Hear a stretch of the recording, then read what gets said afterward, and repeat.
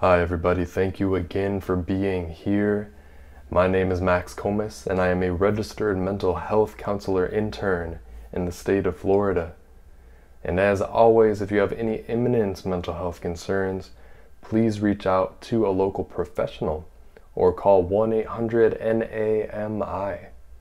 This video is solely for educational purposes. It is not substitute for personalized medical therapeutic advice. Let's get into the video. So this is our third video in our Ask Me Anything installment. And our question today comes about from our friend Wyatt.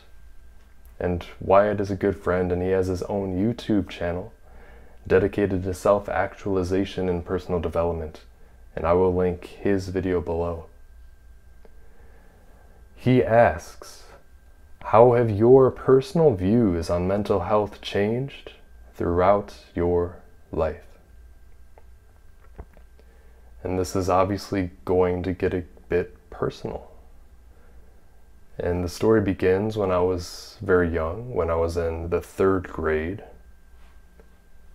I was a very ADHD dissociative child. I couldn't focus on my schoolwork. I couldn't focus in school, out of school. And my parents were worried about this. They tried getting me glasses to see if that worked.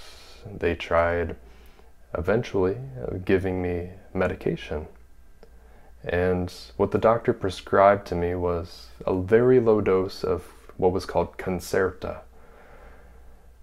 And although that helped me focus with my schoolwork, it kind of exacerbated my dissociative tendencies. And it made me a little bit less social. I had a difficult time talking with the kids around me. Fast forward to the age of 17. I wanted to figure out how to focus naturally without medication, without being reliant on this. So I started researching. And the first topics that arose in my research were neuroplasticity, neuroscience, intrinsic motivation, executive functioning, and last but not least, meditation.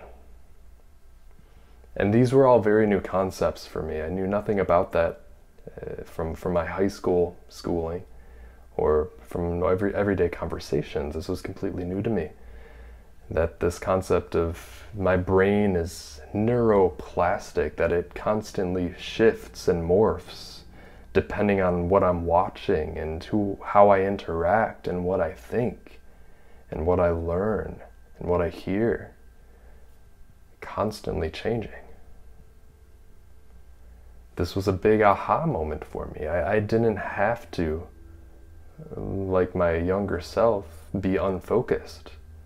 I had the ability to improve that. I didn't have to be what I thought was unintelligent. I could increase or improve my level of intelligence. I can improve my executive functioning skills overall.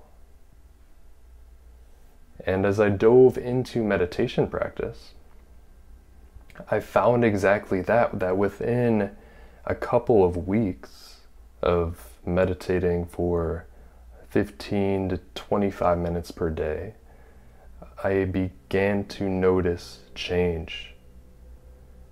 I was more focused. I was more present with the people around me. I was more aware of myself and my own thoughts and my own emotions. This was profound. For the first time, I was able to really relax into myself and understand myself at a very deep level.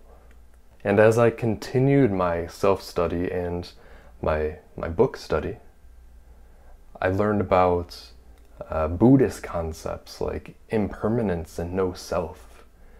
That just like in neuroscience, 2,000 years ago, they were saying the same thing.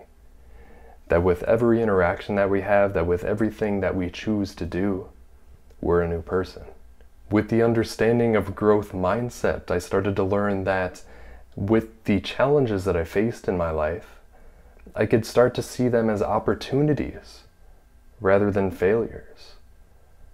And with intrinsic motivation, I began to understand that I didn't have to strive for these awards or accolades of the outside world, that I could be satisfied with joy and curiosity in pursuing my unique hobbies and interests. And that was extremely satisfactory. Overall, I learned that my true inherent nature was stillness, was creativity, and that I was never restricted to my past. I didn't have to be what the doctors said I was, which was unfocused and dissociative. I didn't have to be what the teachers said I was. I didn't have to be what I thought I was. That I always have the opportunity to change. And all that being said, what I am not advocating for here is this continuation of the rat race, where we're constantly striving to be somebody, or we're constantly trying to achieve something of worth and status. That's not what I'm saying at all.